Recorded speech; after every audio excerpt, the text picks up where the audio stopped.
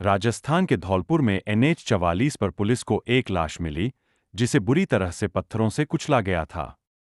अब सबसे बड़ा सवाल यही था कि बॉडी किसकी है और इसे किसने मारा है। तो इसका जवाब अब पुलिस को मिल चुका है। इस हत्या के पीछे कोई और नहीं बल्कि मृतक की बीवी ही है। कत्ल की प्लानिंग पूरे हिसाब किताब से की गई थी और इस प्लानिंग में बीवी अकेली नहीं थी बल्कि उसका बॉयफ्रेंड भी शामिल था। पुलिस ने ब्लाइंड मर्डर का खुलासा करते हुए मृतक की पत्नी, उसके प्रेमी और प्रेमी के दोस्त को गिरफ्तार कर लिया है। दरअसल 1 जुलाई 2024 को धौलपुर में NH-44 पर मौजूद एमबी गार्डन पर पुलिस को एक शख्स की लाश मिली।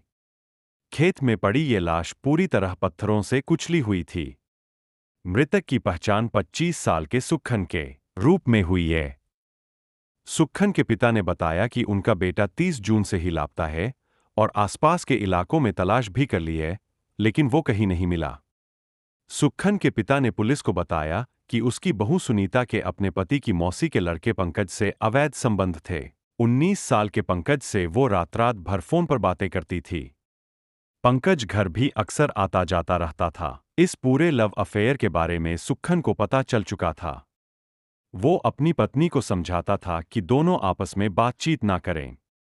सुक्खन ने सिर्फ अपनी पत्नी ही नहीं बल्कि अपने भाई को भी समझाया कि उसकी बीवी से बात ना करे। इतना समझाने पर उन लोगों ने सुक्खन के साथ मारपीट करना शुरू कर दिया और जान से मारने की धमकी भी दी। इस घटना के बाद सुनीता और उसके प्रेमी पंकज ने सुक्खन को रास्ते से हटाने का ही प्लान बनाया। मृतक की पत्नी ने अपने पति को बाजार से सब्जी लाने को कहा और लवर पंकज को शराब की पार्टी करने के लिए 500 रुपए भी दिए। 500 रुपए लेकर पंकज अपने दोस्त के साथ उसी मंडी में पहुंच गया जहां सुक्खन सब्जी गया था।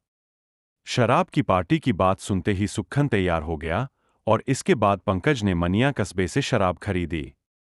शराब लेकर तीनों NH-44 पर एमबी गार्डन के सामने एक खेत की बाउंड्री के पास पहुंच गए। वहां बैठकर तीनों ने खूब शराब पी, जिसके बाद नशे में धुत पंकज और उसके दोस्त ने सुक्खन पर पत्थर से हमला कर दिया। पत्थर से कुचलकर सुक्खन की हत्या कर दी और मौके से फरार हो गए। शो नरेश चंद्र शर्मा ने बताया कि मामले में मुख्य आरोपी पंकज और उसकी प्रेमिका सुनीता जो कि सुक्खन सिंह की पत्नी है, उसे गिरफ्तार कर लिया गया है। पकड़े गए सभी आरोपियों ने अपना जुर्म कबूल कर लिया है।